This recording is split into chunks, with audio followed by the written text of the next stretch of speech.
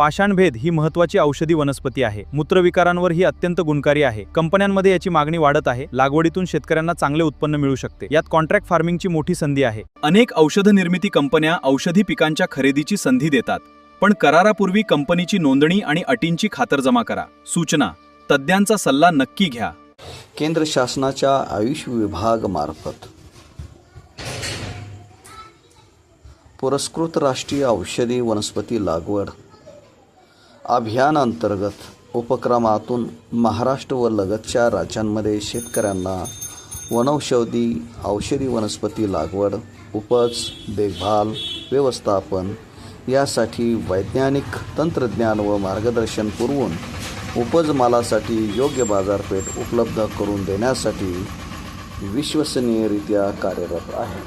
आयुर्वेदिक औषधी व वनौषधी वनस्पतींच्या असंख्य जाती आयुर्वेदिक औषधी व वनौषधी वनस्पतींच्या असंख्य जाती प्रजातींची लागवड करण्याकरिता महाराष्ट्र राज्यातील अनुकूल वैविध्यपूर्ण जमीन व हवामान मानवी आरोग्याकरिता अति आवश्यक असलेल्या औषधी वनस्पतींचे महत्त्व, राज्य, देश आणि जागतिक आयुर्वेदिक औषधी उद्योग जगत तसेच शहरातून होणारी औषधी वनस्पतींची वाढती मागणी इत्यादी समीकरणे लक्षात घेता करार पद्धतीने कॉन्ट्रॅक्ट फार्मिंग शेती करून येते.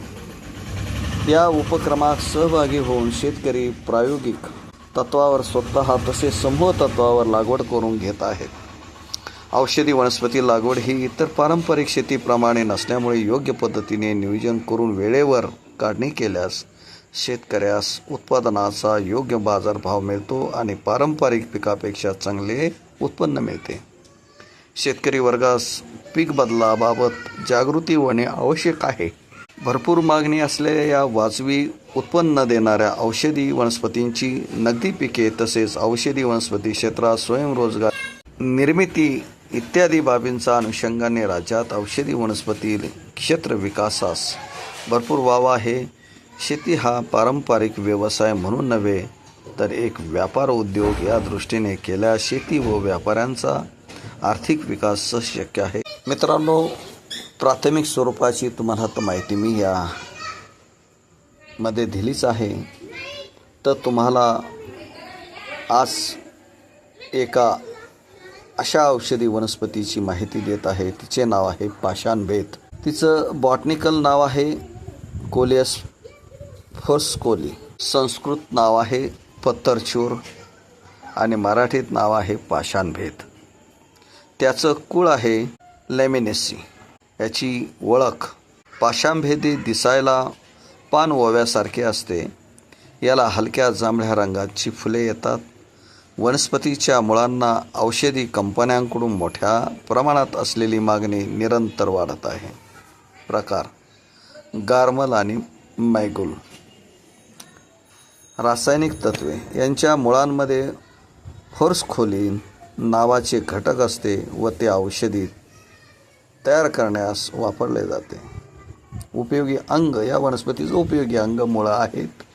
औषधी उपयोग: हायपरटेन्शन, अस्थमा, हृदयरोग, चर्मरोग, वजन कमी करणे, नेत्रविकार, किडनी स्टोन तसेच काही प्रकारचे कॅन्सरमध्ये सुद्धा देखील याचा उपयोग होतो. आता ह्या वनस्पतीची लागवड जर समजा आपणास करायची असेल त्यासाठी शेतजमीन ही मध्यम काळी आणि रेताळ असावी लागते. जमीन पाण्याचा निचरा होणारी असली पाहिजे. पाऊस 70 सेंटीमीटर ते 250 सेंटीमीटर व आवश्यकतेनुसार. लागवडी हंगाम: 12 महिने पाणी उपलब्ध असल्यास केव्हाही करता येते. पूर्ण मशागत आणि रोपण: सुरुवातीला शेत चांगले नांगरून वखरून ठेवावे व नत्र त्यात 4 गाड्या शेणखत टाकून सरीवरंबा करणे. त्याचं रोपण 2 बाय 1.5 फुटावर कलम लागवड करावी. एकरी साधारणतः 14,000 ते 14,500 कलमे लागतात. पिकाचा कालावधी: 6.5 ते 7 महिने असतो.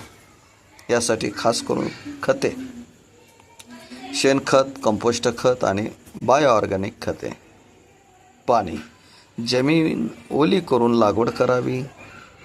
नंतर 8-10 दिवसांनी किंवा जमिनीच्या किंवा रोपांच्या मागणीनुसार पाणी द्यावे. निंदण, खुरपणी, शेतात तण ठेवू नयेत. कमीत कमी 2 डवरण करावे. 2 वेळेस खुरपणी केले पाहिजे.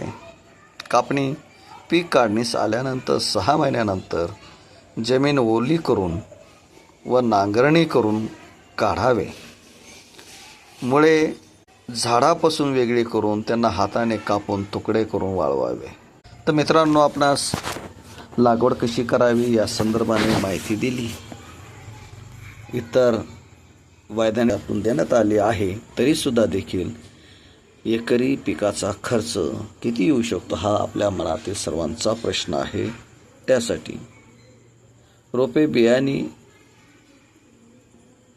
कमीत कमी 8,000 ते पुढे, खते व फवारणी कमीत कमी 6,000च्या पुढे, लागवड 1,000च्या आसपास, अंतर मशागत 5,000च्या आसपास, पीक काढणे 5,000च्या आसपास, एकूण खर्च 25,000च्या आसपास.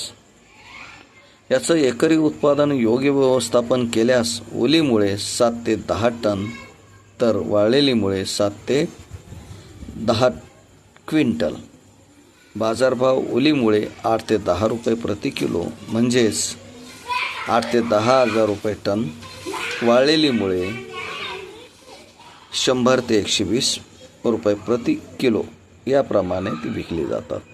माल विकत घेण्याच्या हमी करारपत्राने विथ बायबॅक ॲग्रीमेंट यासाठी आपणास मार्गदर्शन आमच्याकडून वेळोवेळी मिळेलच.